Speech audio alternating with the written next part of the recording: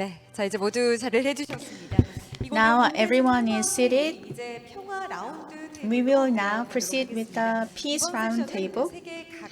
This session brings together peace experts from around the world to share the realities of conflict-affected regions and to explore new visions of peace and shared prosperity for both the world and the Korean Peninsula. This is a newly launched program starting this year under the theme of Roundtable for Shared Prosperity Worldwide. We hope this session will serve as the starting point for building a practical coalition toward achieving international peace. Please welcome to the stage our moderator and also experts. Please welcome all of them with a big hand. Thank you so much. I'd like to introduce Professor Dong-jin Kim Dae-jung Endowed Chair and Director of the Institute of Peace Studies on the Korean Peninsula at Hanshin University, who will moderate this session. Please, the stage is yours. So good afternoon, everyone, and welcome.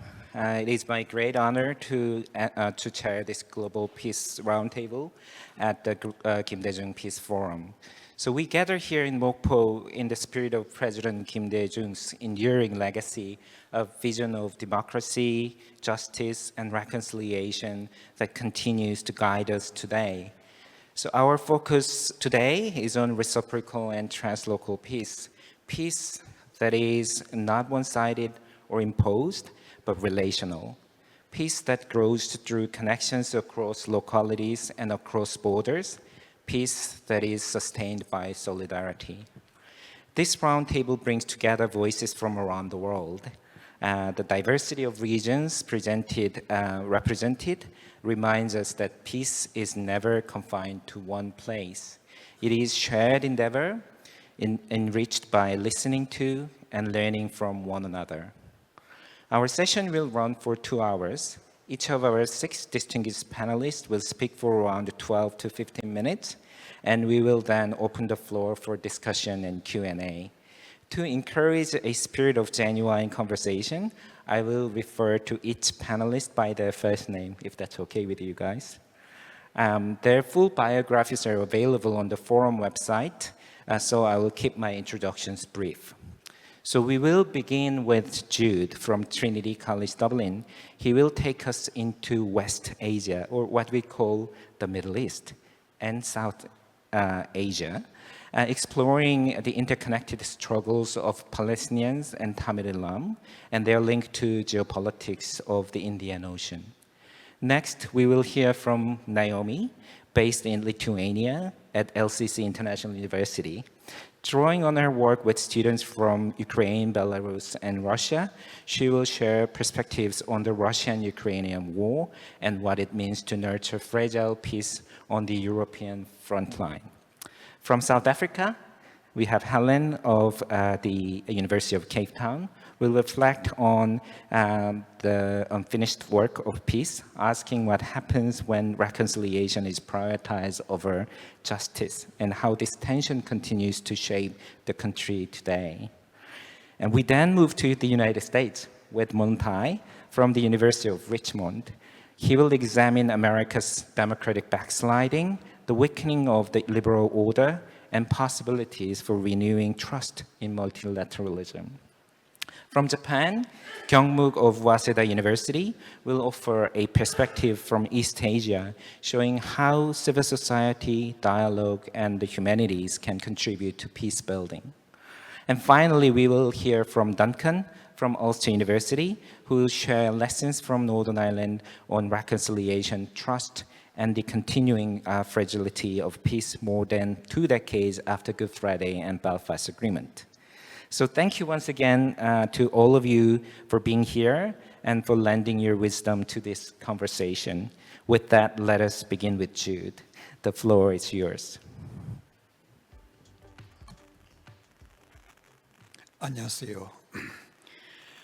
Thank you very much, Jin. I'll introduce my topic first. Why Palestine and West Asia? Why Tamil Islam and South Asia? What is the connection with peace in the Indian Ocean? Many forget that Palestine is in West Asia. It is said to be in the Middle East. Which middle? Who called it the middle? Many know where Palestine is, but many do not know that there is a land called Tamil in South Asia, because 15 years ago it was totally erased, as they are totally erasing Gaza Strip. Tamil is in the north and east of Sri Lanka. The de facto state of Tamil was totally erased in 2009, as I said, by the Sri Lankan state with the full support of the same powers that backed the Israeli state against the Palestinians. Now, what is my question? How are Palestine and Tamil related to peace in the Indian Ocean? Which peace are we talking about? Why don't we connect peace in the Indian Ocean to the states of Sri Lanka and to Israel? Now, I am not engaging in a comparative analysis.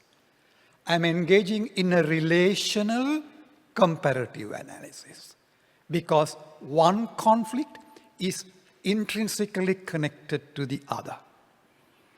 The relationship between the Indian Ocean, the Israeli state, and the Sri Lankan state is orchestrated by the world's most militarized power, the USA, in encircling China.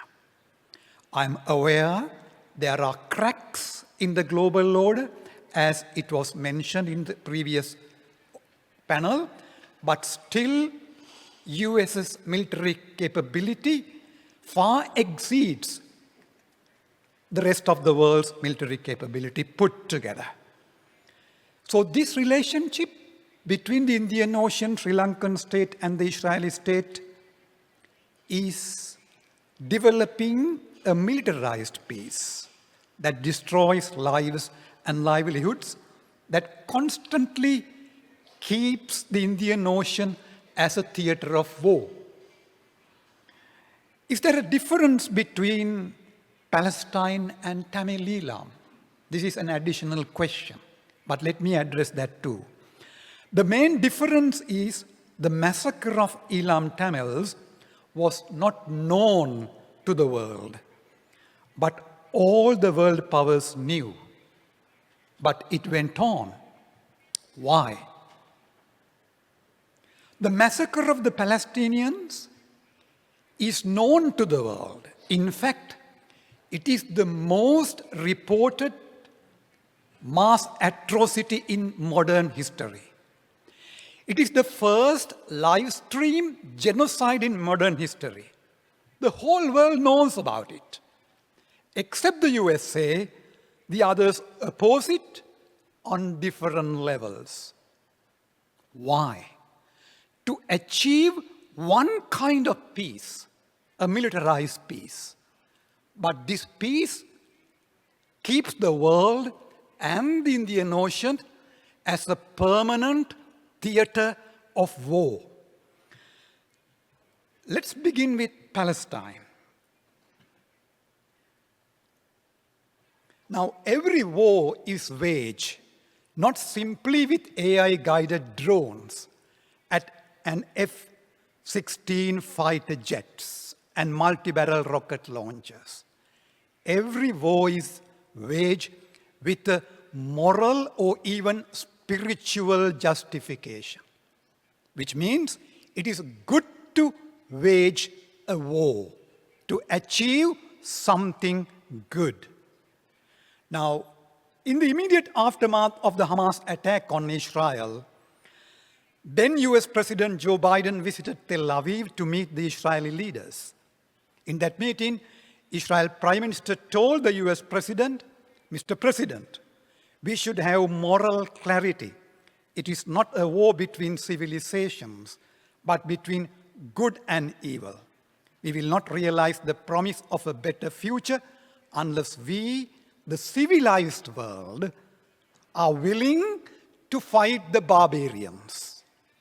The US President replied, "You are not alone." Now, the wars we think are waged somewhere outside our physical bodies, outside our national territories. But the war is already waged in our hearts and minds by giving or not giving our consent. It is here and now. In this sense, according to the Israeli Prime Minister, approved by the US President, the war is waged against evil, to eliminate evil. 70,000 lives, including mostly men, children, and women, to eliminate the evil. The USA has given $3.3 billion to Israel for many years as military aid, and since October 2023, it has given additional $17.9 billion, mostly for advanced high-tech warfare, to make Israel win what is perceived as good. The same can be applied to the proposal that is being sold to the South Korean public in nuclearizing the peninsula more and more. And why? What is the main material reason behind it? Let me quote Joe Biden when he was a senator in 1986. I quote, "There's no apology to be made, none. Support for Israel is the best $3 billion investment we make. Were there not an Israel, the United States of America would have to invent an Israel to protect the interest in the region. The United States would have to go out and invent an Israel." Several decades later, it has not changed. And I quote him just after October 2023. "I don't believe you have to be a Jew to be a Zionist, and I am a Zionist." This is not Donald Trump who says it, it's liberal democratic Joe Biden who says it. Why Israel is so important for the US in West Asia to the extent of vetoing over 40 UN resolutions on Palestine since 1950s? Why is it aiding Israel to destroy entire populations and lands? Simply because the land of Palestine is strategically located bordering the Mediterranean Sea, then Suez Canal, Arabian Sea through Hormuz Strait, and then the Indian Ocean. As China advances economically and uses the Indian Ocean for a high volume of trade and commerce, the need to overtake the Indian Ocean has increased from the Western axis immensely. Therefore, any kind of resistance which goes against this grand agenda cannot be tolerated. So the more the inter-imperial rivalry grows, more the people on the ground, like the Palestinians and like the Tamils, like the Kashmiris, like the Muslims in India, Dalits, so on and so forth, their cries go unheard. Their lives become dust. Their lives become ungrievable. And their lives become unworthy. But then there is a promise of peace, which is being made. Let's move forward. You can see this map. On this map, when the Houthis in Yemen blocked the Suez Canal, what did they ask for? They asked only for a ceasefire, They asked for a negotiated ceasefire to stop the war. And you could see the impact on the oil and gas trade sea lines of communication when the Houthis blocked it. And we can see you have to go at least more than 4,000 nautical miles avoiding the Houthi attacks, crossing the Cape of Good Hope to get connected to Asia. Now let me move on to Tamil Eelam. Now Tamil Eelam is the traditional homeland of the Tamils in the north and east of the island of Sri Lanka. Control of the entire island is necessary for the control of the Indian Ocean. That is why the British created one single state, giving the privilege of the state to the singular majority, which discriminated against the Tamils in the north and east. Now, in the north and east of Sri Lanka, which is the Tamil homeland, we have the third biggest natural harbor in the world, which is at least 1,000 meters deep. Every colonial power wanted to occupy it simply because they wanted to control the Indian Ocean. And the Tamils demanded a separate state due to historical grievances and discrimination. And there was a peace process in 2002 between the Tamil Tigers and the Sri Lankan state, which was dismantled diplomatically, militarily by the US, simply because the demand for self-determination of the Tamils was connected with the peace in the Indian Ocean. Similarly, the demand for justice for the Palestinians is intrinsically connected to peace in the Middle East. We cannot separate demand for collective rights for land from peace. And what happened, we could see after destruction of the peace process, the massacre started, and in 2009, as I said, at least 70,000 Tamils were massacred. The entire de facto state of Tamil Eelam was destroyed. Now, the whole agenda here, both in Palestine and in Sri Lanka, is in a way to encircle China militarily and take control of the major sea lines of communication in the world. Out of 7 major sea lines, 4 run through the Indian Ocean. Now, let me show through a map how important Sri Lanka in the midst of the sea line of communication that connects the Arabian Sea to South China Sea, crossing the Indian Ocean, and you find Sri Lanka at the heart of this naval hub. Now, in conclusion, how are Palestinian and Tamil Eelam demand for self-determination connected to peace in the Indian Ocean? Their collective rights mean their right to land as a people. War is needed to take over and control their land and thereby destroy their collective identity, history, and above all, their deep relationship with the land. These lands needed to be controlled as part of a broader geopolitical agenda that controls the seas from the Mediterranean to the Indian Ocean. This is done through the state of Israel in West Asia, and it has been done through the Sri Lankan state in South Asia. Such control demands continuous war and further militarization of land and seas, putting the entire region in a permanent state of warfare.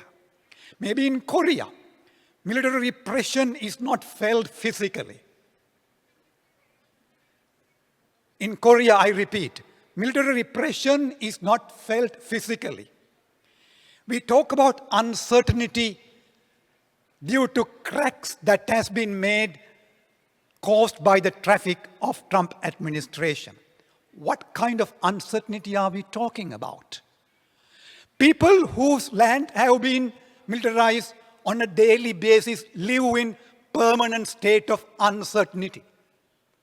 So this is how we have to connect Korean understanding of peace if we honor the memory of Kim Dae-jung with the understanding of what peace means in the lands that have been on a daily basis militarized, where people are getting killed.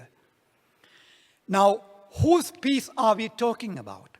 Whose security are we talking about? The demand to declare Indo-Pacific oceans as zones of peace has to be intrinsic to the local conflict resolution and peace-building processes. This applies to the Korean Peninsula too, in that recognition of collective rights of people is connected to peace. Now, this slide was taken just a few years ago. You could see a US soldier training a Sri Lankan soldier with the quadruple training sessions. Australia, India, Japan, and US are involved in the Indian Ocean. And as some questions for reflection, as civil society, as academic bodies, do we connect or interconnect different sides of resistance when we envisage, imagine peace? Do we connect our local conflicts with the geopolitical dynamics and the other conflicts? And do we connect the idea of ocean and oceans, Indo-Pacific, with the idea of peace we have locally? And finally, do we see that the wars are not simply waged from high-altitude, satellite-driven, AI-driven, lethal weapons? Wars are also waged by the way we analyze reality, by the way we perceive reality, by the way we think, by the way we dream. 감사합니다.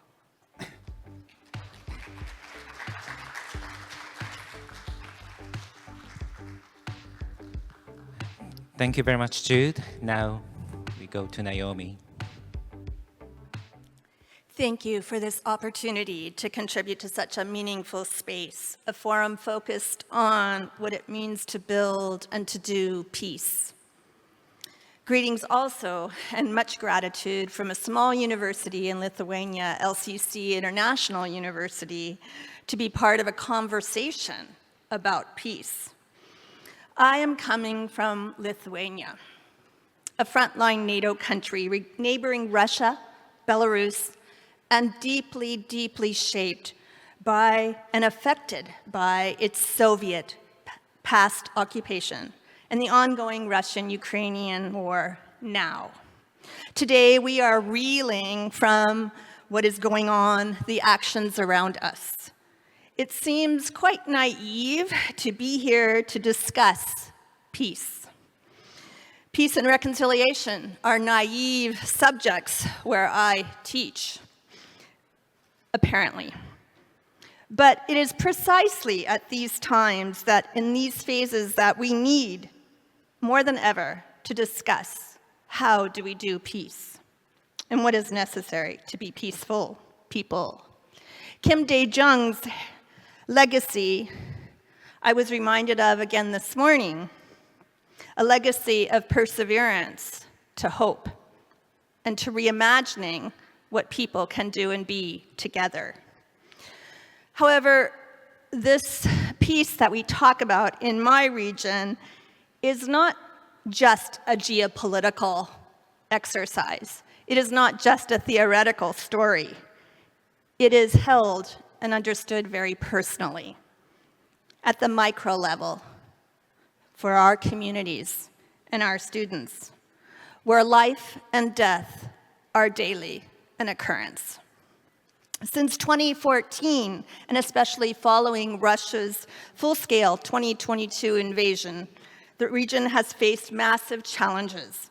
Over 14,000 civilian deaths and 38,000 injured in Ukraine alone, and many, many suffering displacement and destruction. There's over 3.7 million Ukrainians who are internally displaced, and more than 5.7 have sought refuge abroad. Lithuania hosts nearly 48,000 Ukrainian refugees, and we are a small country of approximately 2.5 million. Along with this, we have Belarusian political and Russian asylum-seeking refugees to add to this complexity. This ongoing violence and trauma have ripple effects. It reawakens historical wounds, fueling fear, mistrust, and polarization, amplified by the social media, across Lithuania and neighboring countries, threatening social cohesion. And as a peacemaker, I have to ask, how do we navigate ourselves out of an old story and into a new one?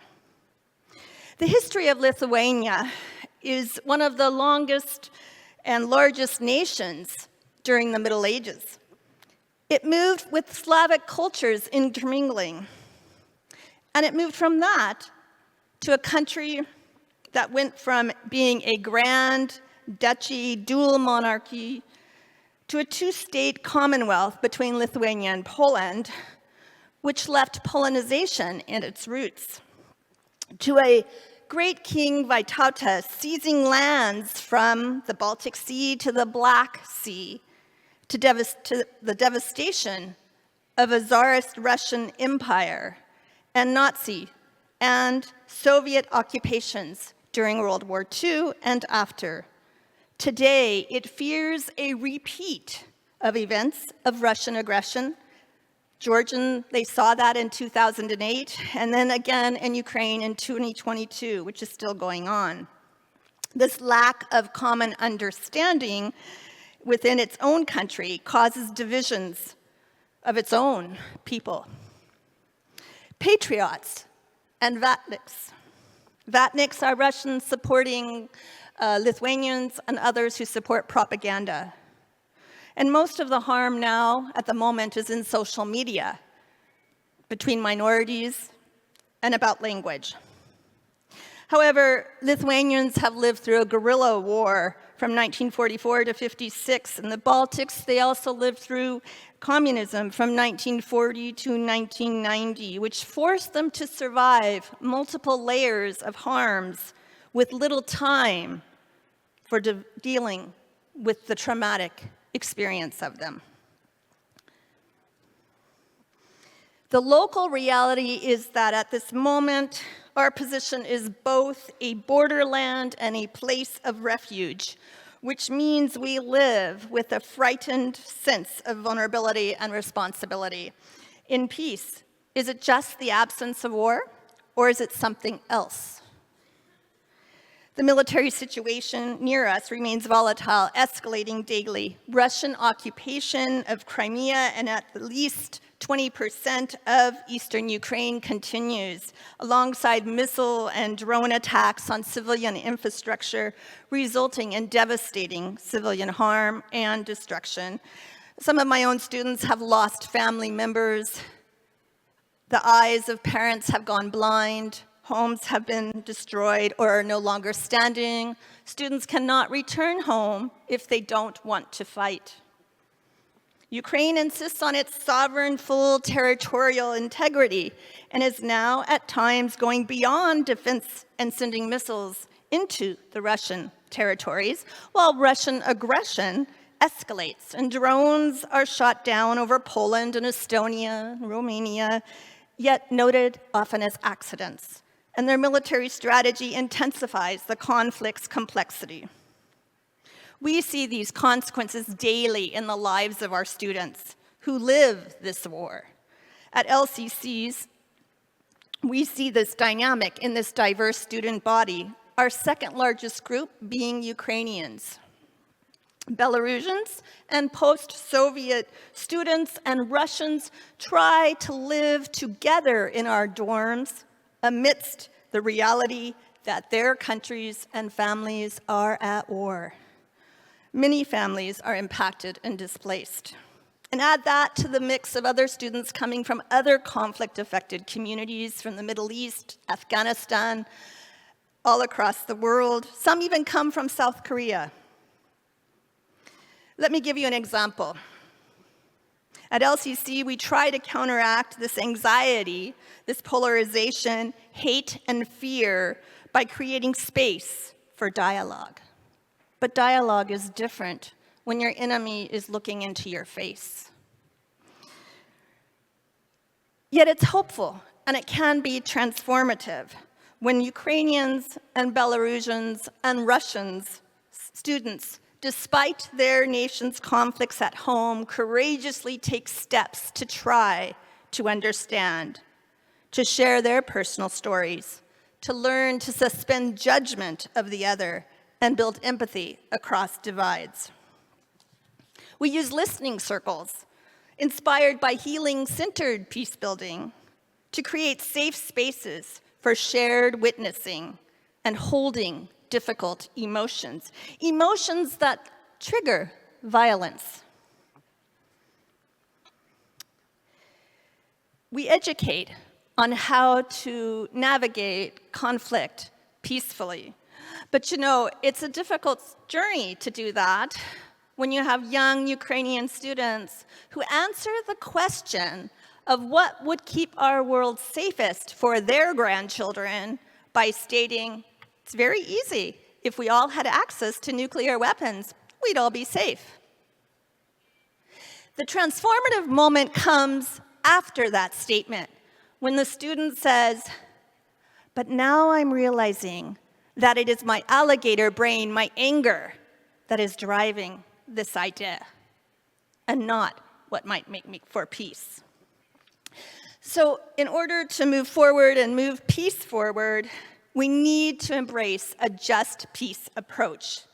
Peace must be understood as multidimensional and a comprehensive process involving justice, truth, community healing, which are inseparable from security and diplomacy. Addressing both the structural causes of conflict and the immediate security fears communities face is essential. A Lithuanian political scientist and I were sitting together last week, one of the instructors, and she highlighted to me her understanding of what it would take to bring peace. In her mind, there is a persistent lack of solidarity and understanding in the West about the Russia on their border. The Russia that represents to post-Soviet occupied countries a state bent on expansion, occupation, and power, not peace. Bringing down violent heat is essential and necessary, but it's an initial step along the way. This step helps create conditions where genuine dialogue begins and can grow. From my experience, peace is not simply declared. It is built slowly through relationships, community engagement, such as the Baltic Way, which brought community members and civil society actors together in the late 80s, to help Lithuania and the Baltics find their own independence from an oppressive regime in a nonviolent way by holding hands and singing. It is also by mediative engagement. This type of work remains urgently needed. Yet honestly, for many Lithuanians, there is a popular sentiment that I find quite sad, but real. Their story is built on their history. To them, Russia must be defeated, similarly to how Nazi Germany was defeated after World War I or World War II, as they believe that the failure to decisively defeat past aggression fuels continued war. For them, removing Russia's current leader alone is unlikely to end the war, as the Russian political economic system functions in their minds as a war machine sustained by societal and economic structures. For many, their past causes them to stay in this cycle of thinking and to think an economic collapse is what is needed in Russia. And it might be enough to satisfy or cause dissatisfaction and allow opposition to grow. For that was similar to the conditions that dismantled the Soviet Union. Yet to me, revenge is not the answer. This continues to propagate and support a violence narrative as the norm. And that's problematic, for it fuels cycles of violence, as we know, and re-erupts. It is not sustainable. That's why healing-centered peace building resonates with me. Peace must center the healing of individuals and communities, not only political agreements. Historically, we know in Lithuania that the lack of truth and the courage to face it are critical barriers. As a Russian Lithuanian said to me, we live with historical legacies, unacknowledged Soviet-era harms, the suffering of victims of communism, such as unresolved grievances and trauma endured from World War II and Soviet repression. These must be addressed to heal deep wounds, which continue to feed conflict. So I asked myself, why is Kim Dae-jung important to us as an example for the world? Well, he imagined a different way of living. He imagined and he kept hope in crossing divides. A Lithuanian said to me, when you see nothing and choose to hope, that is itself a gift. Renewing hope is essential if we are to cultivate peace. Dialogue can help to reunite that when we build it in such rare spaces. In 2022, a student came to me who was from the Ukraine. He was a freshman, a first year.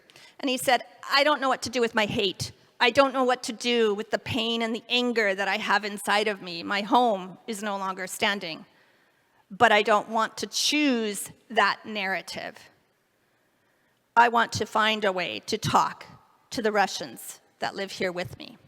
And so we brought them together, and together in front of others, they began to share their personal family stories. On the Ukraine side of a family's home lost, of desolation, destruction, and death. On the Russian side, of a grandparent's family's livelihood taken away because they opposed the regime in power.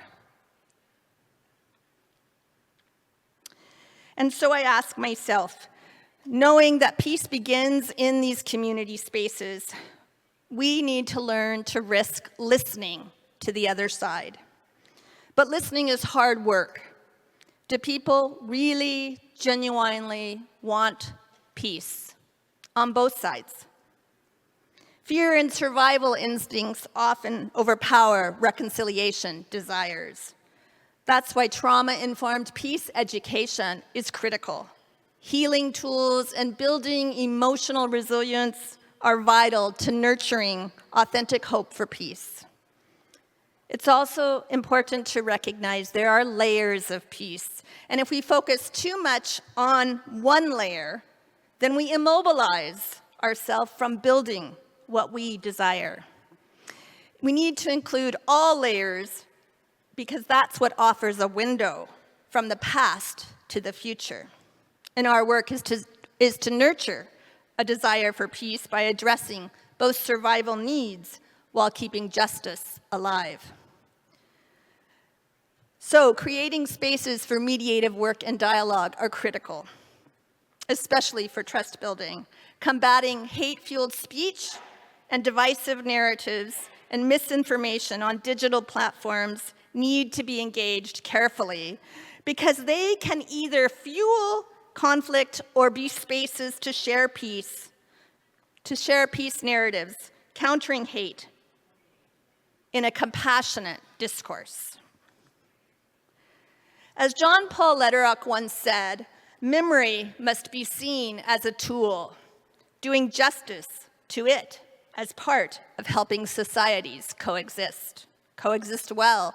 Thus, victims must be given the opportunity to tell their story as they want and need to tell it.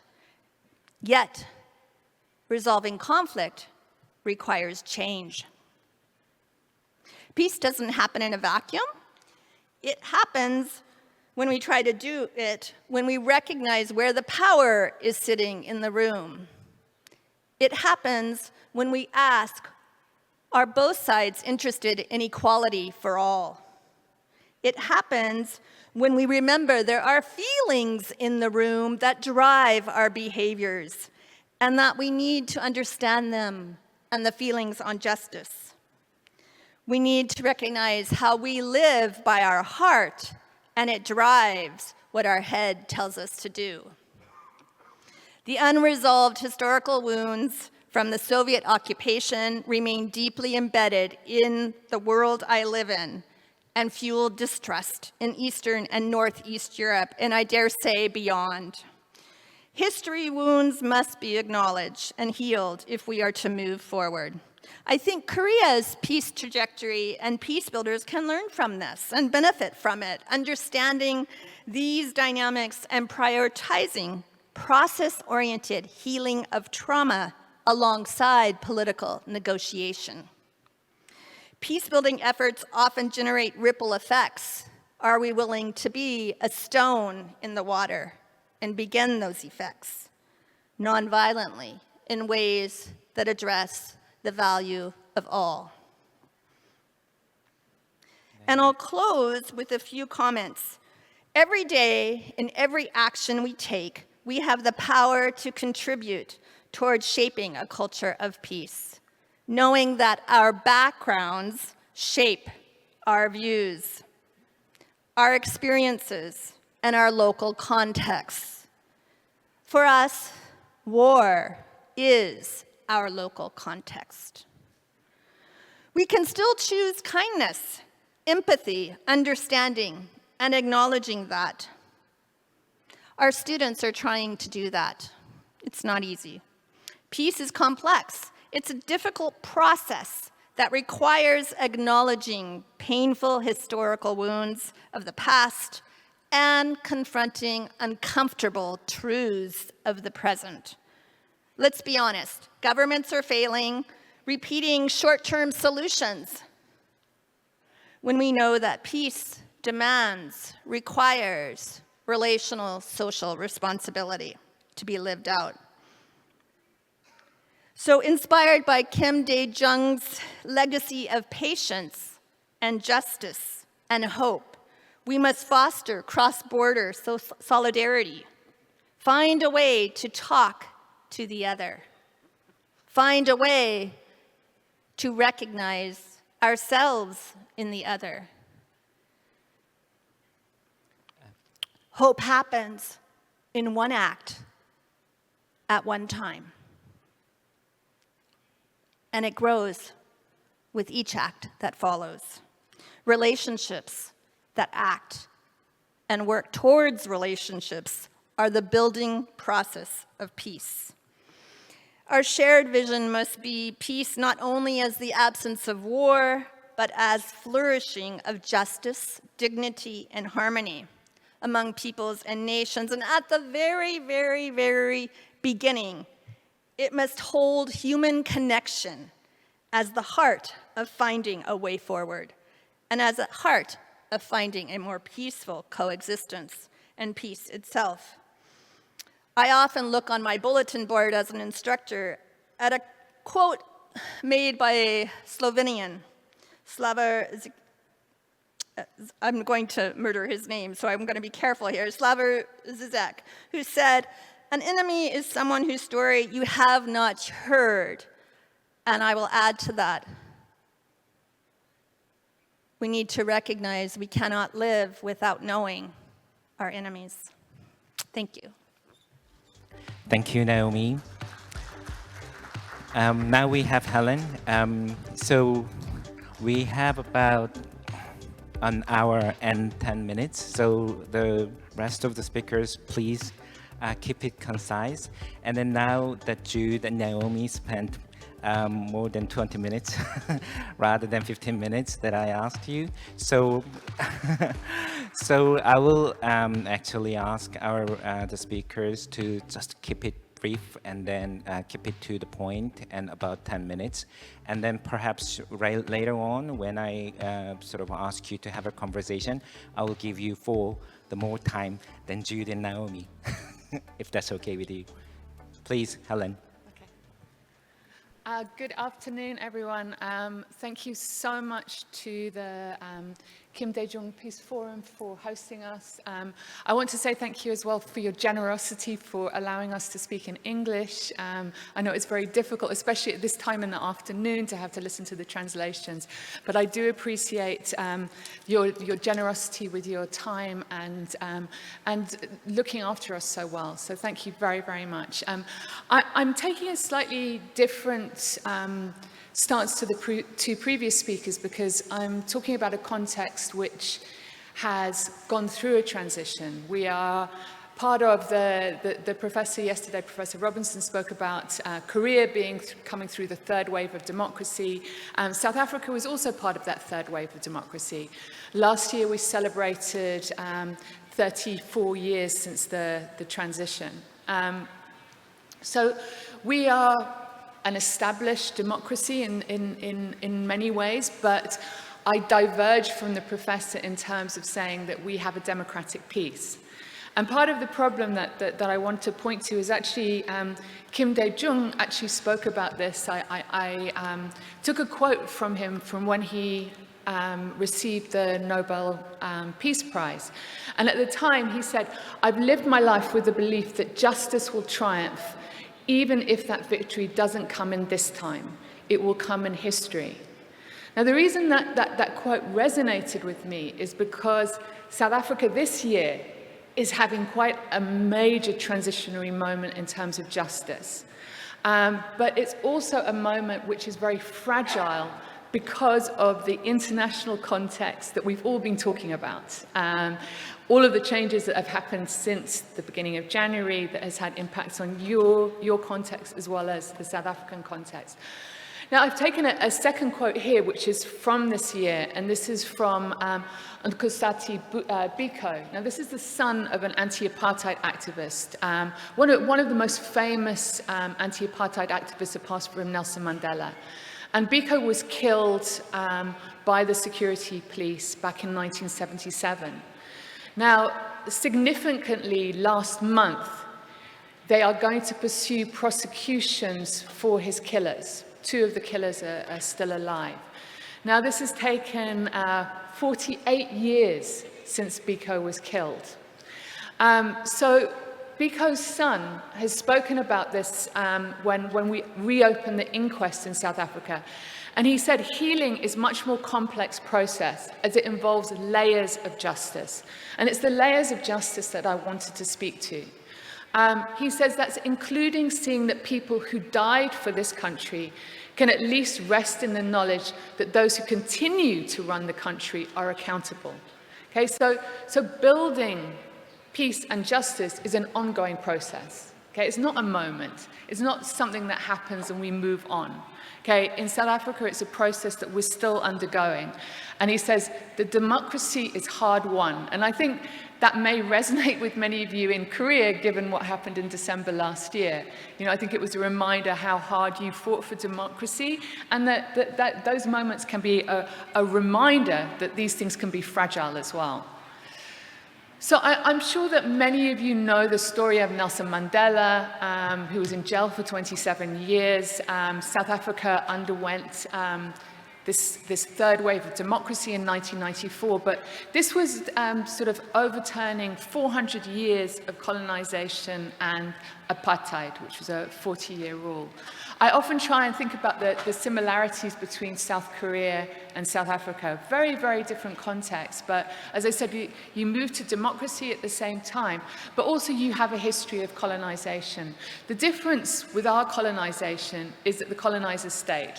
And I think that's an important lesson in terms of the discussions around peace and justice. Now, during the transition, because the majority of the population had been denied basic civil and political rights, we were coming out of an autocracy, which was also a racial autocracy. The priority was we had to have political rights. But that was done at the compromise of criminal justice and social justice. And those are the issues in 2025 that we continue to grapple with. So one of the questions South Africans raise consistently is we have prioritized reconciliation, but can that exist without justice? Now, the cost of our compromise is that those justice, the criminal justice and the social justice, were put to one side, and it's meant many victims, which is the majority of the population, has felt neglected in the transition. And what we've seen is a country in which inequality has become entrenched. Now, if you remember Professor Robinson's presentation, South Africa featured twice. We were the worst in terms of inequality in the world. Now, this year, an organization called Open Secrets have done a report on who owns South Africa. And I've pulled this out for you just because I think it kind of gives quite an interesting illustration of where we are in terms of the state of the nation. Now, I'm going to translate what the amount of money I'm talking about here. Now, 370 Rand, that is the equivalent of 20,000 won. Okay, so roughly $20 US. That is what our social grant is for someone to live off for a month. Okay, $20 US or 30,000 won. For someone who works in a shop, in a supermarket, the average income is 5,000 Rand, which for a month, which is 400,000 won. Okay, so that's $290 US a month to live off. But it's said by all economists in the country, just for a basic living wage, to live with dignity, you need to have 15,000 Rand, okay, which is 1.2 million won a month, okay? Now, I believe that is $860, and the average income in South Korea is $2,700. Okay, so you can see how that's 1/3 is what people need to live with just to survive in South Africa. Now, this is then compared to the CEO of a company which is owns supermarkets in South Africa. Now, his income, for him to, in 1 hour, he earns what a shop assistant earns over 5 years, okay? So this is the level of inequality that we're talking about. So this CEO, he earns 7 million a month, which is the equivalent of $405,000 a month. Okay, so we're talking this massive, massive inequality that exists within the country.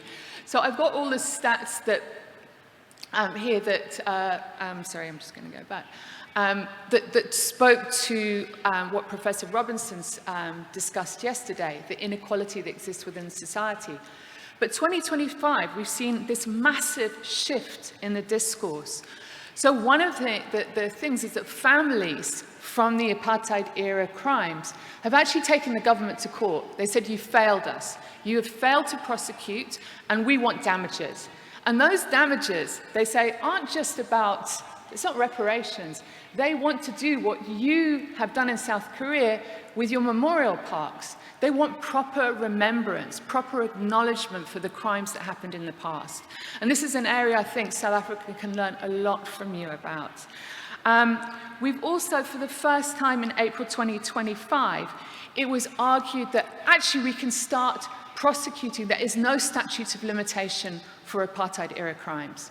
We can continue prosecuting people because people are saying, oh, well, these people are in their 80s now. Why should we prosecute them? They're old. Let them die. And the families are saying, no. The Holocaust, people have been convicted into their 90s. In South Africa, we must do the same thing. There needs to be justice. We've also started inquests We've reopened inquests to people that the government had said, no, they had slipped, they'd fallen out of a window. In Biko's case, that he fell and he hit his head, that's how he got killed. And we're using this as a way to pursue prosecutions. So we're calling for reparations. Former anti-apartheid activists are saying, actually, there's intergenerational issues that need to be addressed. It's not just the people who are victims. Their children also need reparations. And finally, we're saying the Truth Commission was not enough. We need a national dialogue. So a national dialogue started last month. Unfortunately, many people are not buying into the national dialogue because they feel it's political. But what I'm trying to show to you is the fact that over 32 years since our first democratic election, or 31 years since our first democratic election, 30 years since our Truth Commission, these issues have not gone away. People are not prepared to allow that justice be left off the agenda. However, we are very much limited by the global context.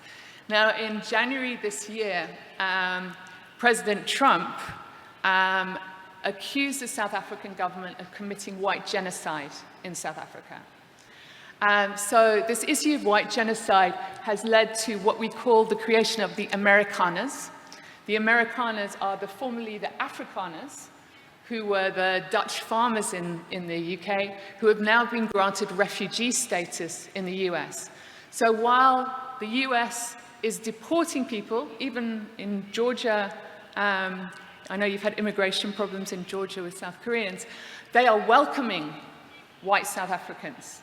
And if you want to look at this on social media, there are many pictures. If you Google white genocide South Africa, you will see many pictures of white South Africans at the beach, in restaurants, in bars, showing that really there is no genocide. The problem with this situation is that the US is punishing us. We have the imposition of 30% tariffs, and this is actually now derailing some of the debates that we're having about redistributive justice because of the fear that now this is a punishment being meted out against white South Africans.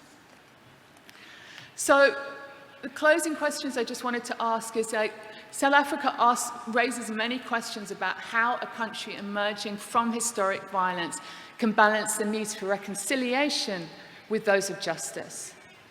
We cannot leave justice off the agenda. And I'm not just talking about the criminal justice, I'm talking about the social justice as well. These are the issues. Can delayed accountability strengthen democracy? That's what we're arguing at the moment. This is actually going to make South Africa a stronger nation. Or is it actually justice denied? And how can we actually pursue justice in a global context where human rights are increasingly being devalued?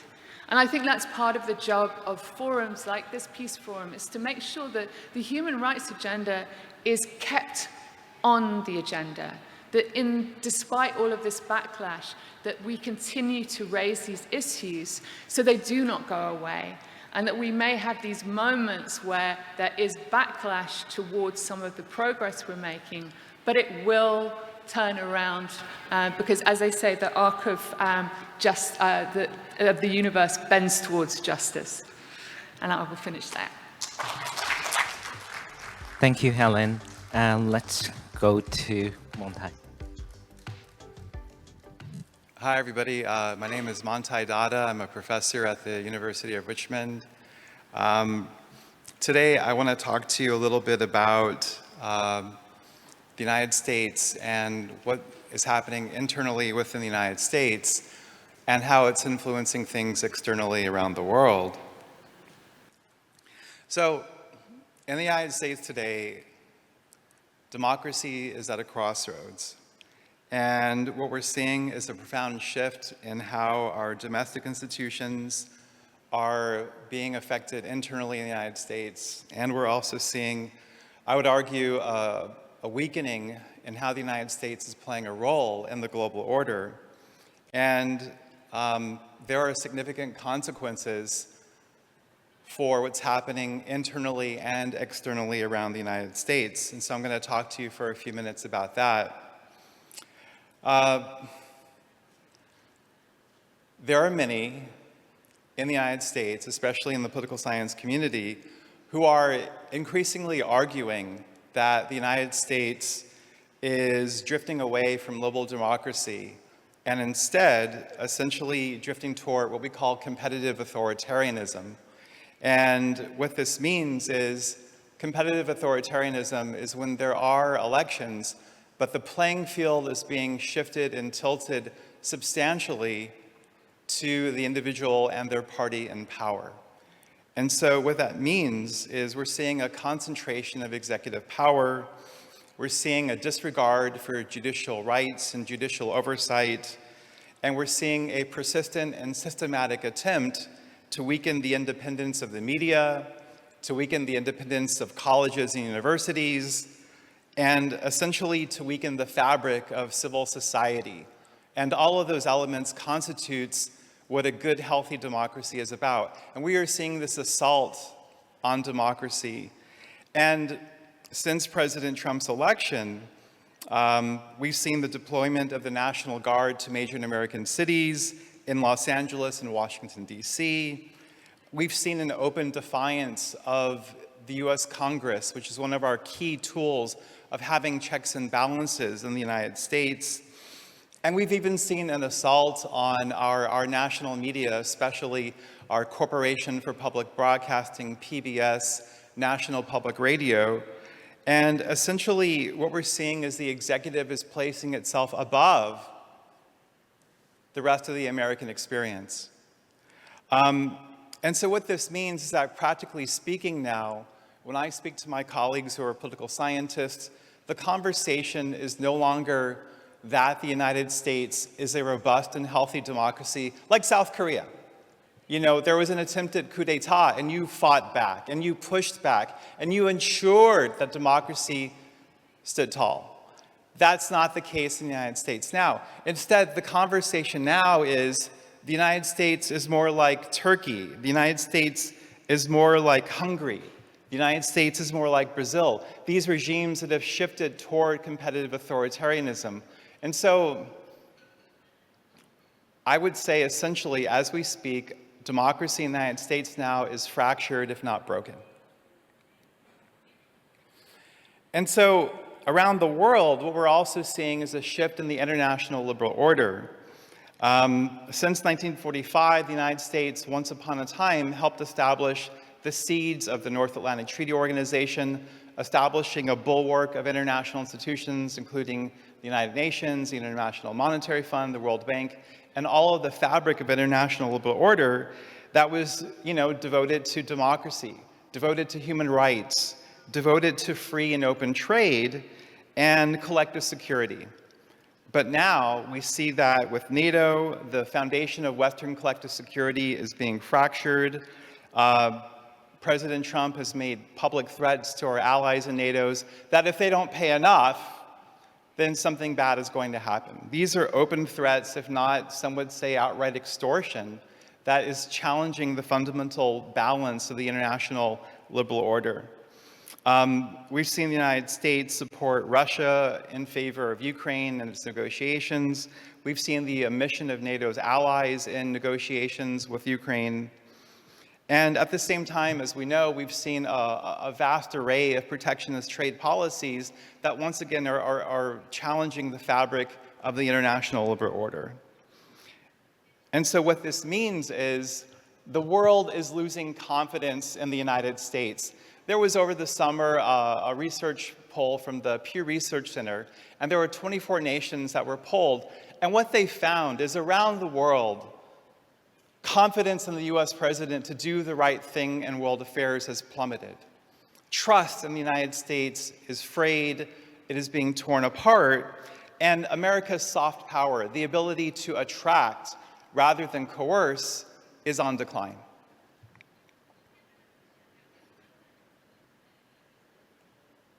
So what does this mean? How do we build peace? How do we move toward a restoration of the idea of the American dream? How do we embrace the restoration of the liberal order when it seems to be fractured as we speak? Well, we need to go back to basics. We need to restore US democracy if that's possible. That means returning to civil society. That means letting the Congress do what it is charged to do in the Constitution. It means leaving colleges and universities alone so that they're able to pursue the truth without the fear of extortion, the fear of being intimidated. That means leaving our media alone and not threatening free speech. Internationally, I think what this also means is re-engaging the international liberal order, rejoining the Paris Climate Accords, rejoining the World Health Organization, stop threatening NATO, and respecting our allies, and being able to listen with humility, with dignity, with respect.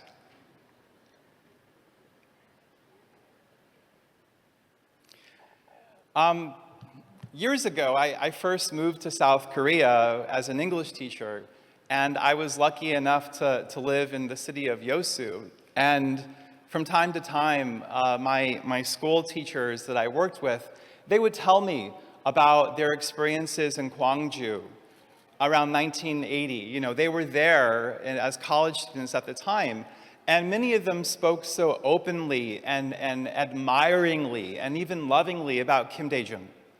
And at that time, I learned that Kim Dae-jung was a man of peace, a man of integrity, a man of honor, a person who was humble, a person who was willing to sacrifice himself for the greater good. That's what we need in global leadership today. We need leaders who are ethical, we need leaders who are honest, we need leaders who are willing to risk themselves for the greater good. Now, obviously, that kind of leadership is very rare, but we know that leadership does exist. It existed with Mandela, it existed with MLK, it existed with Kim Dae-jung. And so what we need is more of that human element, that element of love, that element of compassion, that element of trust. And if our global leaders can start moving toward that, if my students in the classroom can start moving toward that, I think we have a chance. It's a chance that is founded on love for each other, a chance that is founded on willing to listen to one another, but it's also a chance that is founded on doing what is right and standing up to tyranny, naming genocide when it happens, and being able to not bend over if you feel somebody is pushing against your morals, your values. Thank you for listening, and thank you so much.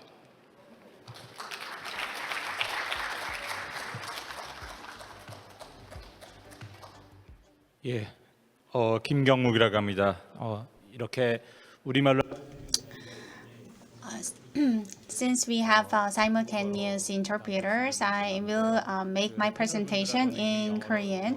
I already conversed with our panelist members in English, so I will present in Korean. And I will do a good job of time management. I will try to finish my presentation within 8 to 10 minutes. I think I'm here to raise an issue for everyone to think about in depth. We call ourselves as peace scholars.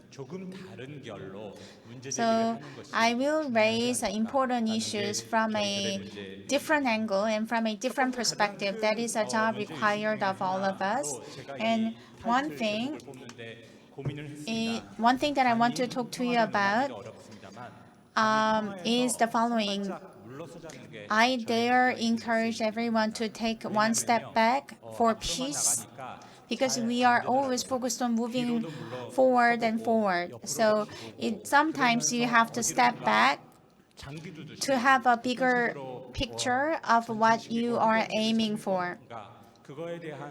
In order to find the solution in the dark tunnel, sometimes it is good to step back.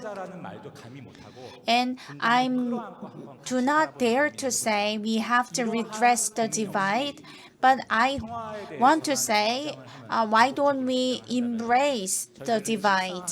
So that is why I told my presentation as stepping back for peace, embracing the divide. 어제 키노트 스피치를 들었고 I listened to the keynote speech yesterday, 강을 들었습니다. and I listened to the special lecture on AI through YouTube. 을 통해서 말씀들을 통해서 제가 What I learned and gained insights from those two special lectures are the following. When humans feel human, what are those moments? The moments we feel human is when we do not rely on science, when we are embraced by emotions. 그러한 분위기를 형성할 자세가 되어 있고 Only then we can create an environment where we can embrace the differences and when we are ready to create our own culture. 고민에 대한 그 영어로 자료가 되어 있습니다만 Apologies for the presentation in English, but here we go.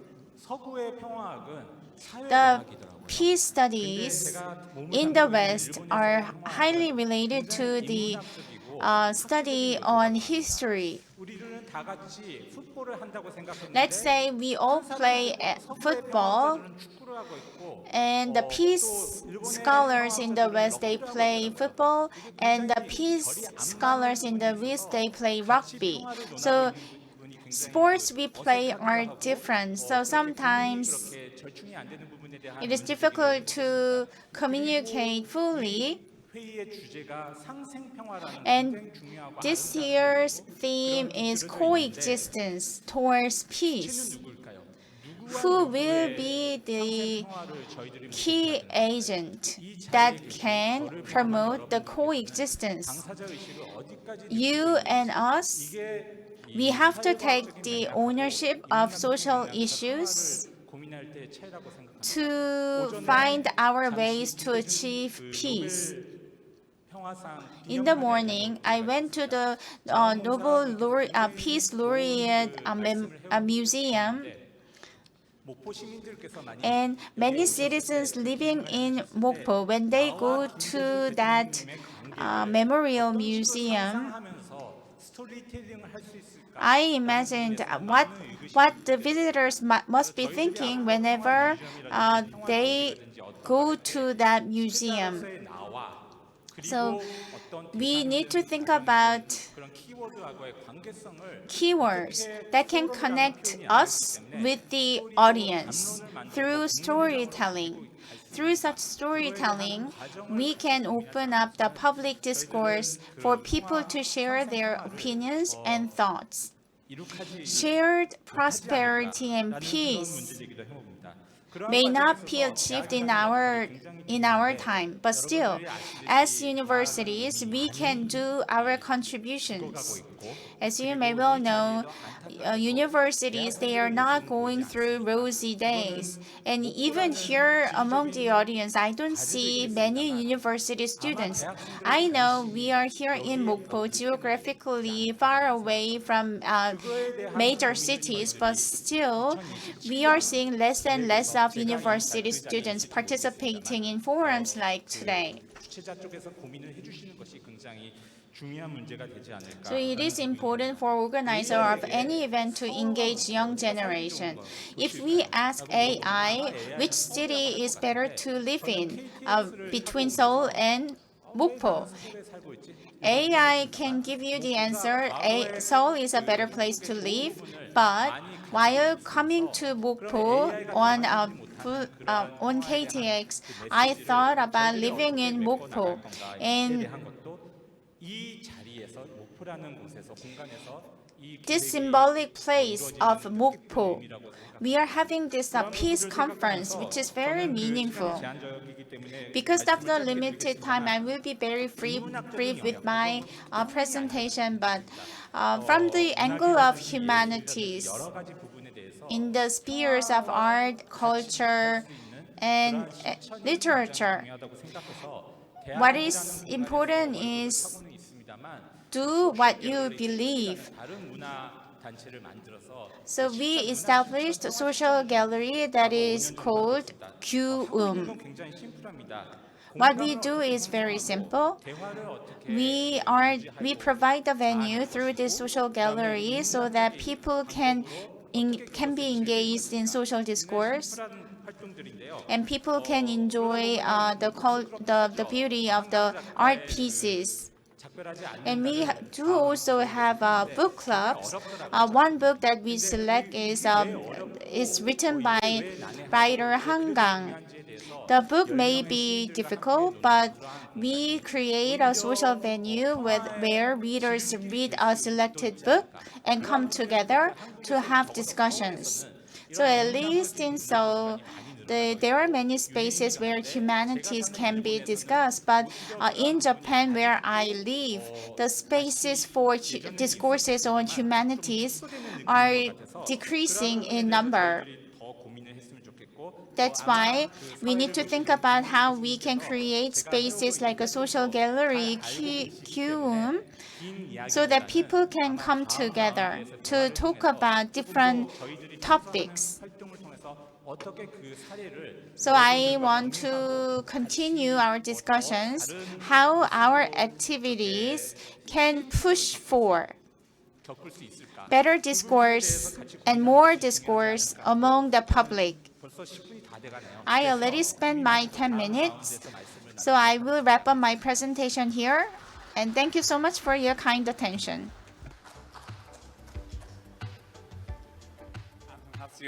And like everybody else, it is an incredible privilege to be here today to speak to you and to bring you something of the situation in which I live. I live in a very small place called Northern Ireland, and it is in some ways a big question. What does anything that we have experienced have to do with the huge geopolitical realities which are being dealt with in Korea? And what I would say to you is that at one level, the important thing for me in my conversations with my Korean friends has always been that in the terms of what we are seeking, a change in the quality of human relationships, we find a commonality. In terms of the steps we've had to take in each of our circumstances, we're confronted with very different circumstances. And nevertheless, in making those decisions, we can recognize some of the challenges and bring to bear some of our own experience on other people's, and likewise listen to the questions and the observations of our friends. And Jin has been extremely important for us in developing the idea of translocal peacebuilding. Peacebuilding from situations which appear to be extremely different, but in fact are all aimed at something which we share in common, which is how do we make possible a shared future that has any sustainability and any reality across the world. In Northern Ireland, we were very lucky. We had a luxury of being a very small place, in fact, which was geopolitically irrelevant. I'm thinking of Jude's presentation. We also had the luxury that there was money given to us to sustain us at a certain level. And we also had, therefore, a terrible luxury of time. Violence in Northern Ireland was not so much extreme in its short-term experience, but it lasted for 30 years. And the lasting for 30 years in the recent period, built on a history of colonialism, a history of sectarian division, a history of violence, has left a very deep trauma in my generation and in the generations that have come after.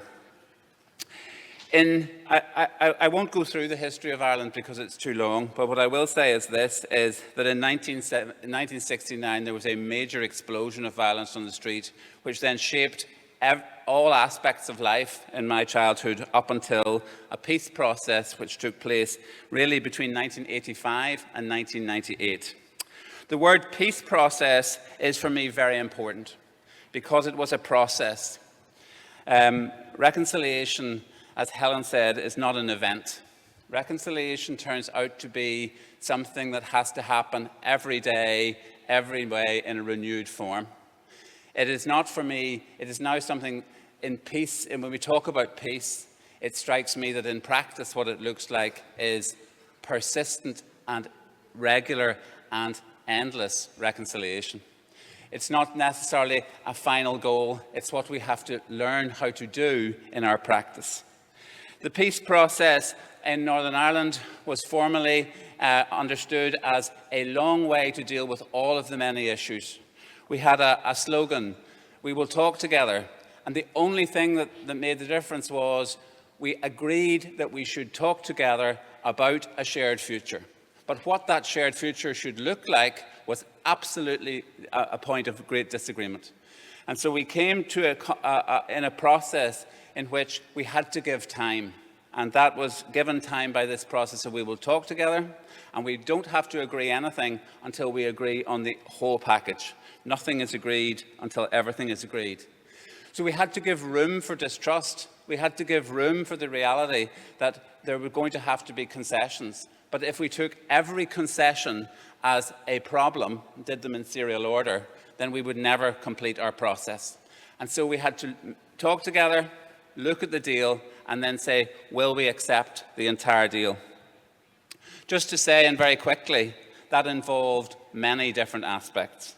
It involved a change in the formal agreement by everybody that violence has no place, that we cannot resolve our political process with any further violence.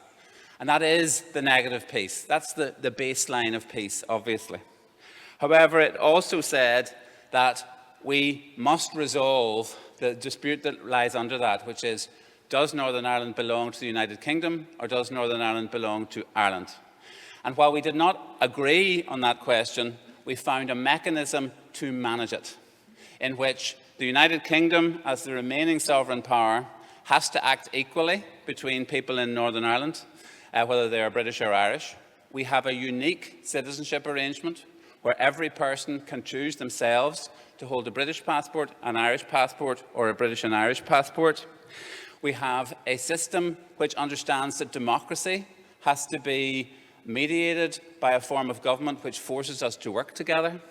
We have institutional cooperation between the north of Ireland and the south of Ireland, which recognises that the official border is never going to include all of the relationships on these islands. And we have, at the core of law, international human rights and equality legislation. So what I'm trying to say to you is that in every structure, peace turned out to be about everything. But even then, it was not enough. Because in practice, the real legacy was in the relationships between the people. And the real change had to be measured in the change between people. And so for the last 40 years, we have been engaged in a complex, very widespread process of engagement with each other, of experiments, of not knowing what the future would bring, of trying different things. And some of those have been successful, and some of those have not been successful. But what I would say to you is this: it has shown us that peace is political, it is legal, but it is more than that. Ultimately, it's a challenge to our sense of who we are. Violence had made us vest our identity in our being opponents. Peace was a total change in our question of who are we now, because the future means we are working with the people we previously thought of as enemies.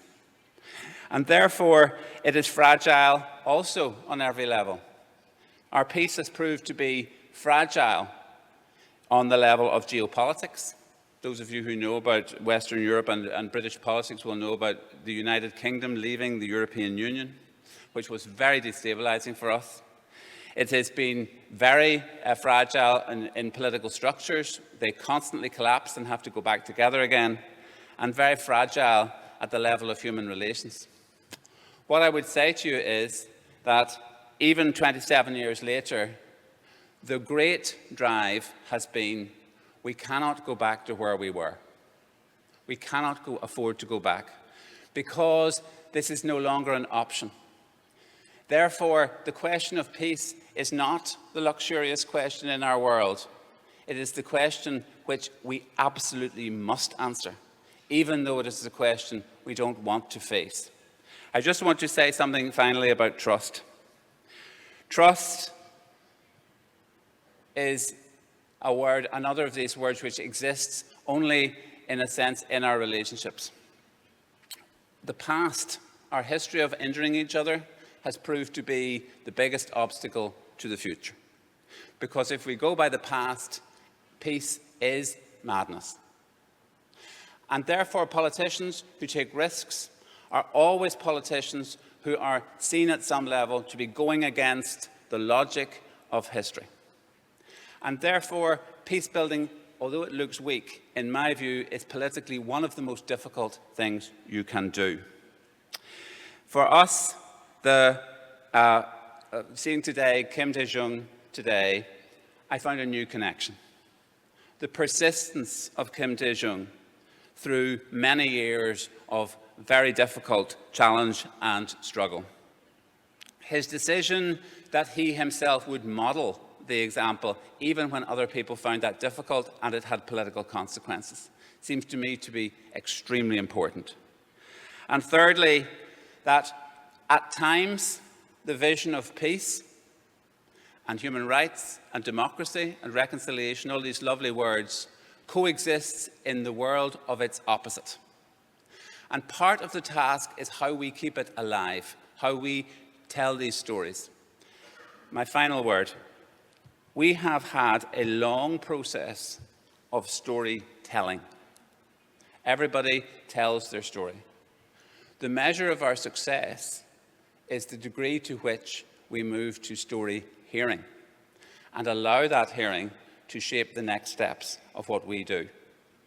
And that process today seems to me to be very important in allowing us here in this translocal situation to begin that. Thank you very much. Thank you very much, Duncan, and thanks to all of our speakers for their such an invaluable contributions. Thank you so much.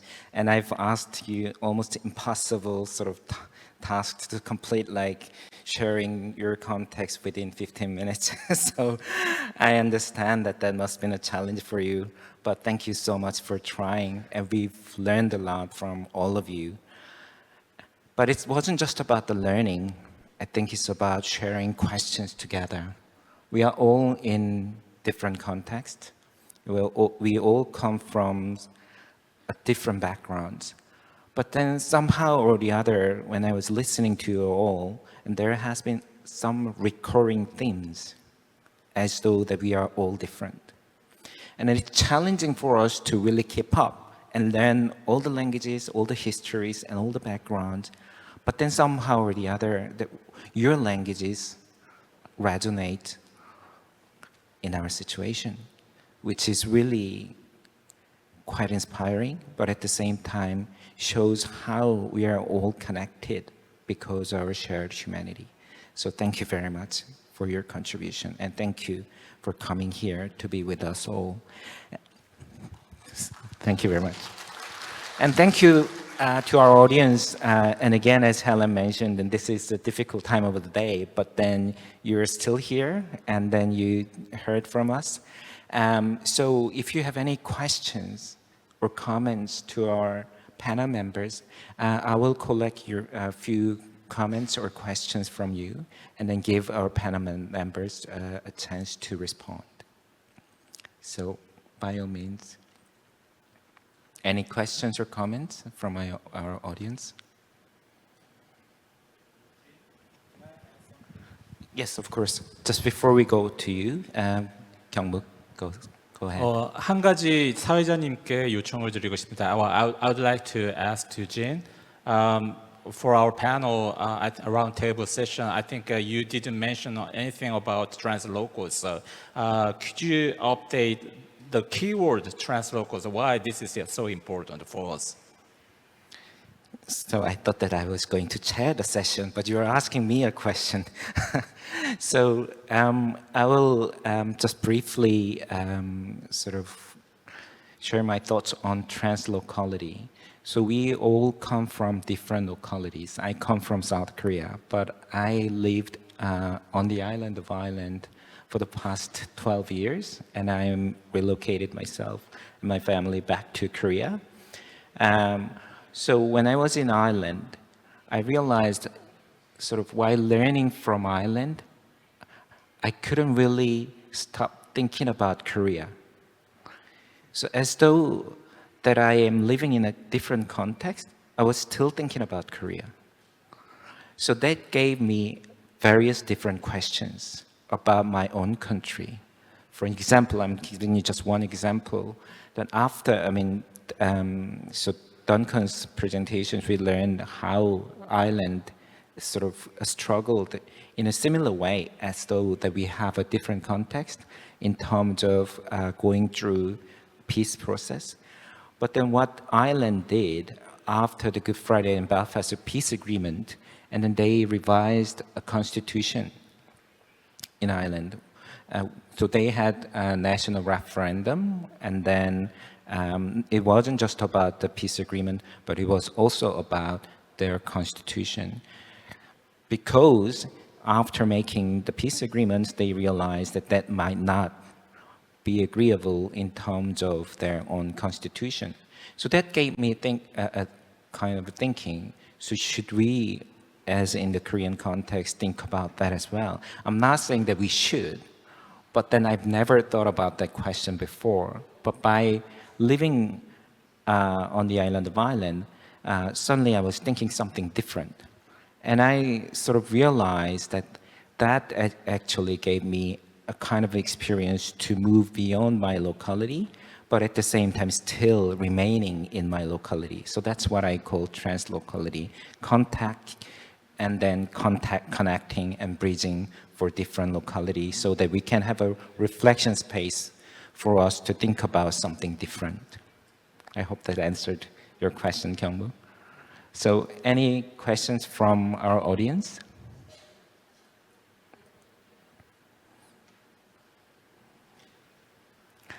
Okay, so before we go back to the audience, I think, Duncan, you wanted to mention something? So I'm reflecting on my listening to the presentations and also to yourself. And for me, and what you said about what is the resonance for me. So there are a whole series of resonances. One for me is that the question of a shared future, as I said to you, how we live together on this planet, is for me existential, and certainly is in my situation existential. So I recognize other people who are facing that challenge in a really, really impossible situations. The second one for me is about trust. How is it possible to trust each other at all after all that has happened? How is that even an idea? The third one is about the changes in economics and society and the way the world is run, and what is required of us that we can even talk about peace. What is that? And those are very hard conversations at a core, because they involve people giving things to other people or letting go of things that they shouldn't have or whatever. And those are complex in political terms. The fourth one for me has turned out to be really hard, which is how in peace processes do we deal with what we don't get? Peace usually means we have to compromise from what we wanted before, and we say our relationship is worth making the change for these things. And how do we help each other with those losses? Because very often those losses are used to humiliate people, or used to actually pretend they're not making a change. And for me now, finally, that involves politics, that involves law, and it involves human relations. And those things together, these things for me, bind us together in recognition, because I need some help. I don't know the answers to those questions. I know those are the questions, and I know I have to move towards finding an answer. Do I know what the answer is? No. But what I do know is that I need to find other people who are on the same way about thinking of these things. And actually the translocal thing does two things. It both challenges me to think I'm too small, but also offers steps in hope that things are possible. People have had bigger or more complex or more difficult challenges than I have. or have faced the same challenges as me and found solutions to them. So in all of those things, I find, and it's not about me telling you you should do what I do because you don't have my situation. And that's reality. That's very important. Thank you, Duncan. I mean, you reminded us of an important aspect in terms of living in protracted conflict. Sometimes it gives us a sense of kind of an exceptionalism, that our conflict is the most difficult conflict in the world, and we are so exceptional, so nobody else will understand. The Korean conflict is the most difficult one. This is the conflict. However, you just reminded us of the fact that we all share these struggles together and the questions as well. And if I may, I could go back to Monti, and you share the struggles within the United States. And then somehow or the other, we hear a lot from the States about the struggles inside of the US, which we wouldn't have heard like a few decades ago, because we would think that the US would be the democracy of a model, and then peace model, and the model country. But now we hear from the United States about the struggles inside of the country, and then how it affects others as well. So could you have some thoughts on that, Monti?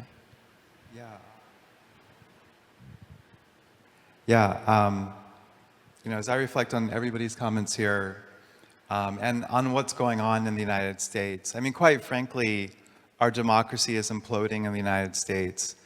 If not, some people would say it's dead.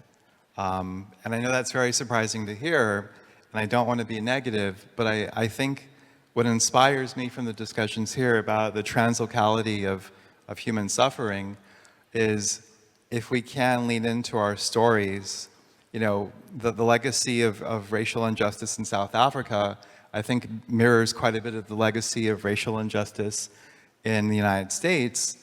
And these legacies of injustice, whether it's between Korea and Japan, or even issues between North Korea and South Korea, what stands out for me is all of these are stories. All of these are opportunities for us to listen to one another with humility and with understanding, so that we can appreciate what's happening in the United States today. And maybe, if we're lucky, we can have international compassion, or an ability to understand what's happening or what has happened in South Africa is similar to the story in Korea, is similar to the story in the United States. And if we can simply understand that commonality, maybe we can extract a kind of wisdom from that suffering.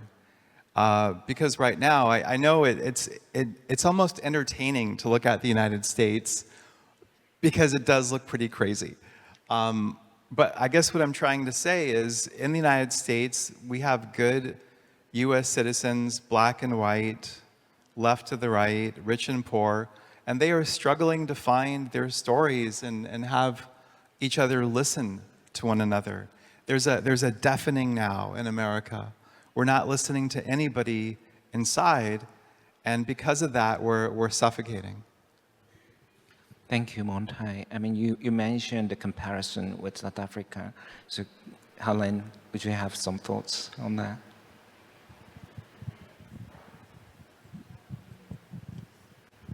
I think you can just go ahead, Helen. Just go, okay. I do agree about, I understand the issue about dialogue, and as I mentioned in South Africa, that there's this move for a new national dialogue, which is very much about these unfinished business. But I think a lot of people are tired of dialogue as well. I think beneficiaries of dialogue have been people who kept the status quo, and that's really the bind that we're in right now. So you may show empathy, but if you're living with that salary compared to someone who is on a social grant, which it takes 5 years to achieve what you have in 1 hour, it's very difficult to have dialogue in that context. So I think it's very important that we sort of look at the the various aspects of this is why I prefer the word justice, you know, that can be restorative, but it can come in multiple forms. And I do think, you know, without getting exceptional, that we do have to look what we can learn from other contexts, but also not replicate harms. And in South Africa, that has been, the reconciliation discourse has been harmful for people. And people are actually tired of it. So we maybe need to think about our language sometimes, and we also need to think about making frameworks that work according to a context which actually understands what dignity means, you know, and that dignity within a dialogue means you've got to be equal within that dialogue. Yeah. Thank you, Helen. I mean, certainly the story from South Africa about truth and reconciliation, and that inspired so many other countries, and having established some different types of truth commissions or truth and reconciliation commissions around the world. And it started a movement of transitional justice and transformative justice and restorative justice and all that. And we were thinking about that sort of language in terms of reconciliation in East Asian context as well. And then it's not only just about the dialogue, like in this setting, but as Kyung-mook mentioned, that it's also a social space as well. And then there are many museums in Japan about war and peace and reconciliation to some extent. But Kyung-mook, you are doing something different, aren't you? So you actually were very, very kind to keep it really short in terms of your presentation. But now I give you the chance to talk a little bit about what you do in terms of those social space. 예, 감사합니다. 그 짧게 그래도 그 평화 뮤지엄이라든지 At the Peace Museum and spaces for practicing peace, there are many different types. So from the perspective of peace studies, the War Memorial Museum and the peace spaces are different. In our peace studies, we seek peaceful manners to achieve peace. Not through the means of weapons or not through the means of aggressive tools. If you go to the war memorials where weapons are displayed, we don't call such spaces as peace spaces.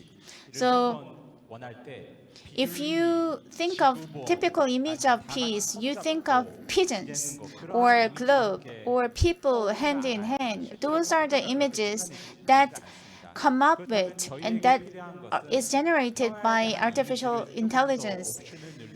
So our job is to increase the scope of typical images of peace quantitatively and qualitatively. That is the role and function of peace spaces and peace museums. Forums are venues where new ideas are generated, and dialogues and discourse.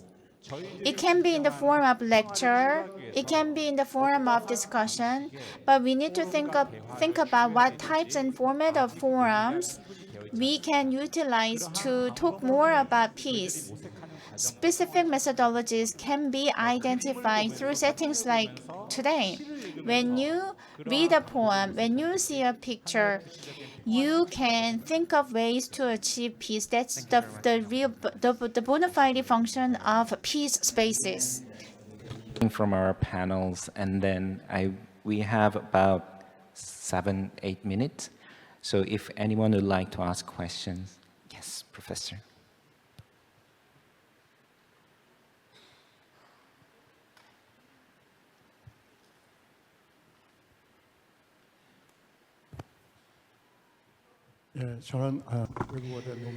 I am Professor No Myung-han from the Korean University of Foreign Studies. I raised the question before. To me, what's important is translocality. Between locality, the exchanges will take place, and the peace activities are also taking place between different localities. One thing I want to discuss is that between nations, between localities, There are different spaces, there are different units. However, they could be lumped into one entirety. That should be emphasized, I believe.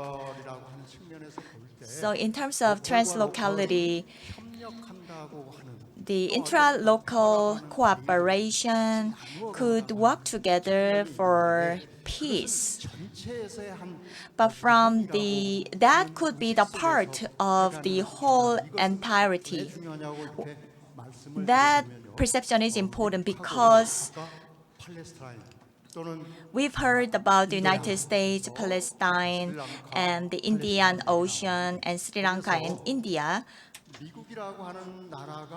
In those regions, the United States are devastating these regions to take advantage and for its own favor. But from the planetary scale, that could be a damage for the United States. So if that is understood, then the U.S. citizens may elect a different president than the Trump. Now, we've heard about Ireland, Ukraine, Lithuania, and South Africa. All these can be connected in the whole unit, in universe or on the planetary scale. So all different elements can be engaged in the interaction. That could be where, if everything goes well and in balance, that's good. However, if balance is broken, then the impact would come upon us. So if some party is winning and the other party is failing, but from the perspective of entirety, that could be nothing. So if we should not be bothered by the small phenomena occurring in different localities. So we need to have the entire vision, looking over the situation. Any comments? Over there, please. The microphone.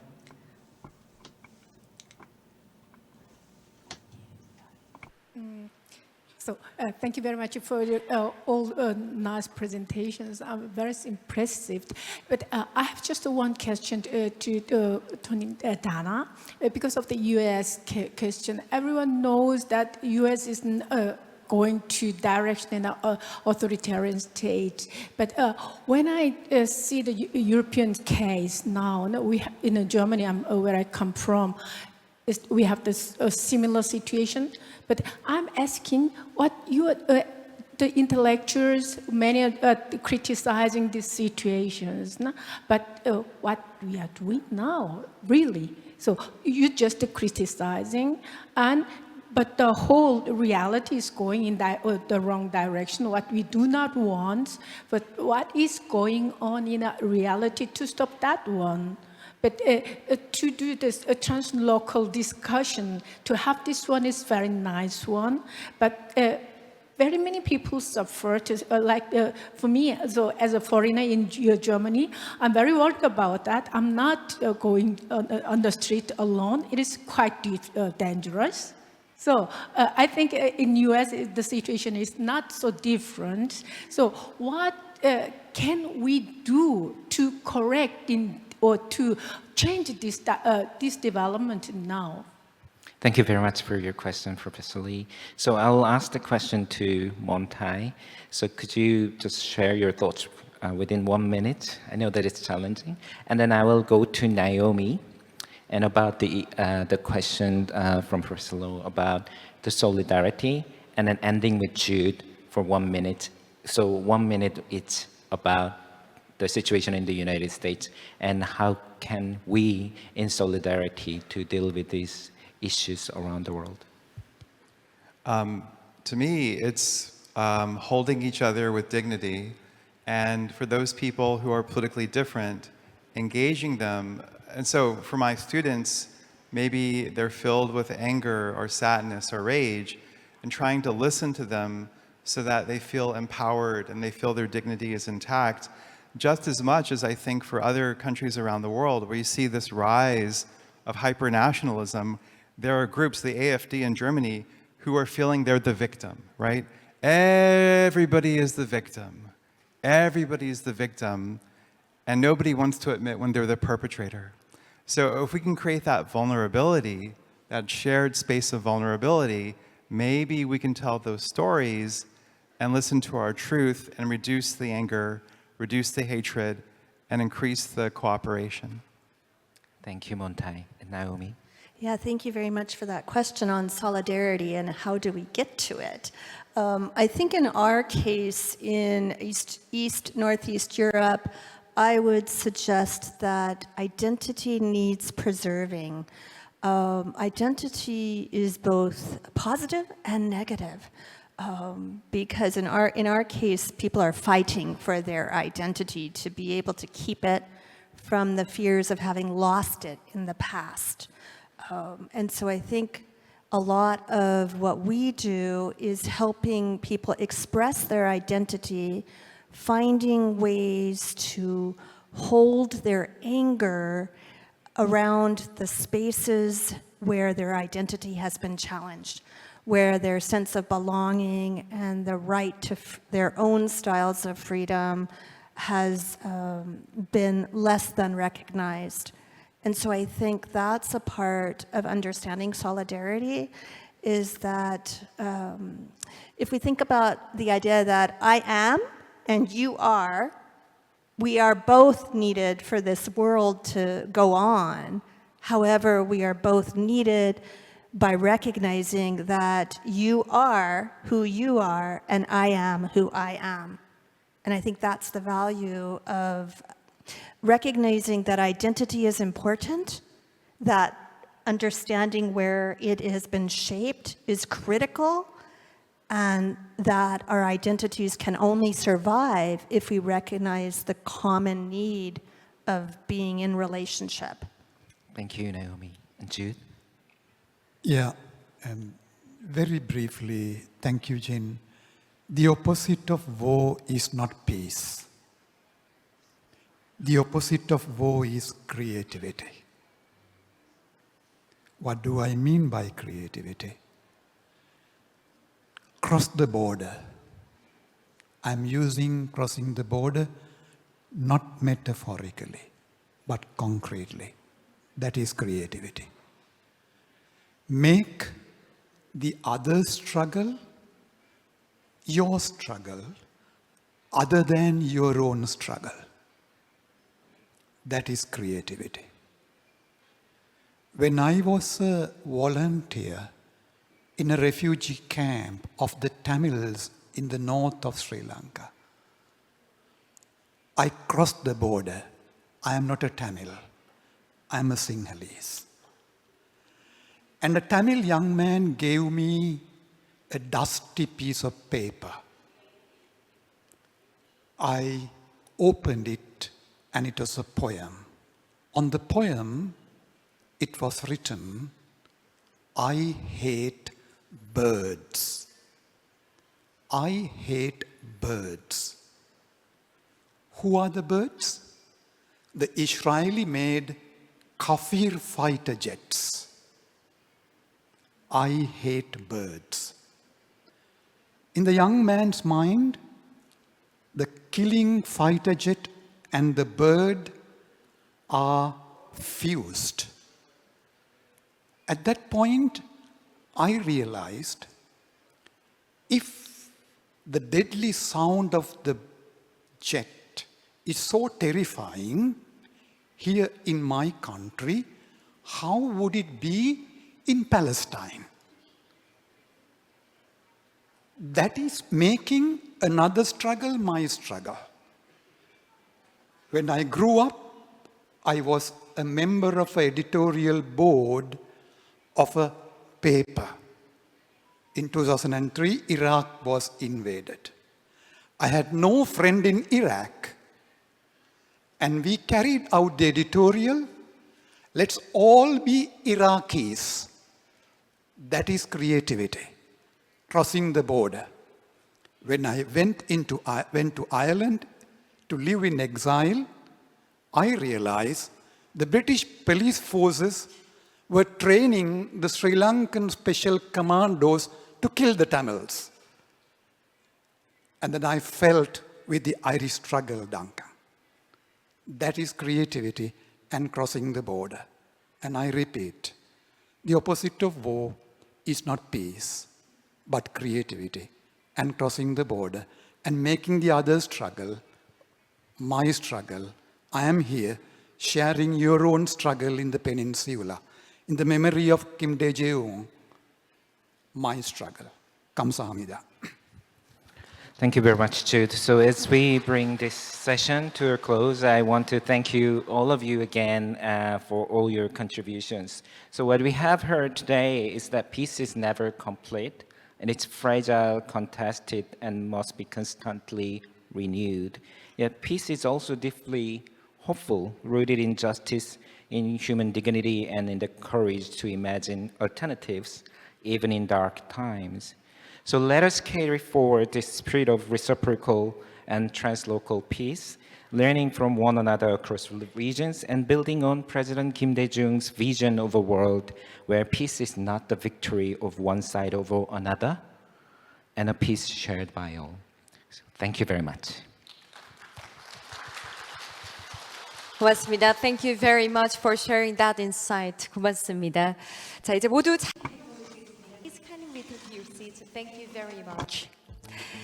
네, 올해 처음 마련된 지구촌을 위한 상생 평화 라운드 테이블이었습니다. This was the very first ever roundtable for building a peace network. They shared the realities and the common vision. Through a lot of avenues, we can navigate all the difficulties through to peace, and we can get some insight for applicable for the Korean Peninsula. And our panelists and the audience enriched our discussions. And once again, I would like to say thank you to the moderator who led the roundtable. Now we have just one program left. We have the talk concert. Speaking of President Kim, we will have a 10-minute break before we start the talk concert. Please return by 5:40. Thank you.